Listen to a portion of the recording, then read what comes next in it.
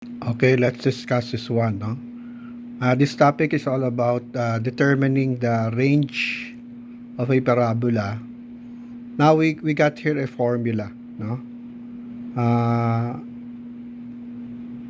First, if okay, let's read the formula. Now, y is equal or less than the y of vertex if the parabola opens upward. Okay. The other indicator is y is less than or equal the y of vertex if the parabola opens downward. Okay, no? So, let's talk about vertex, no? Sabi natin ang vertex is a point, di ba? Let's try to illustrate. Okay, no? 1, 1, 2, negative 1, negative 2. Okay.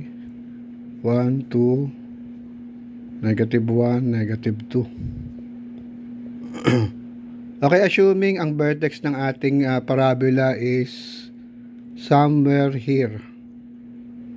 Okay? Ito yung vertex ng parabola natin. And it opens upward.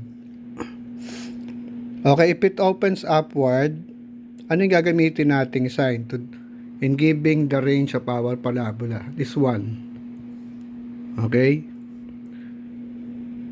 Okay? So, to determine the range, dapat alam natin yung x component ng ating vertex. Since vertex is a point, ibig sabihin compose siya ng dalawang element, x and y. No? For example, this one, in this vertex, ano yung value ng x? Ang value ng x is negative 2. This one, no? Ang value ng x natin is negative 2. Ano naman ang value ng y natin? Ang value ng y natin is negative 1. So, paano natin isusulat yung value ng range? Ang value ng range natin will therefore be y is equal or greater than negative 1. Okay? Y equal or greater than, kasi nga, when you try to look, ano ang behavior ng ating parabola? It opens upward. Okay? So, paano naman if it opens downward? Okay, let's say ang parabola natin is like this one, no? Opens downward. Okay? Let's erase that. Erase dito. Okay, let's say ang parabola natin is somewhere, ang vertex ng parabola natin somewhere here. Okay? And it opens downward. Okay? So let's look at the x and y of our vertex. Ang x and y ng vertex natin is, for x we have 2 and for y we have 2. Since it opens downward, paano natin siya isusulat?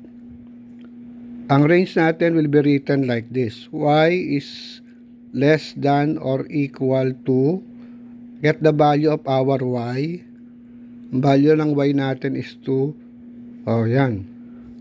That is how we write yung range ng ating parabola.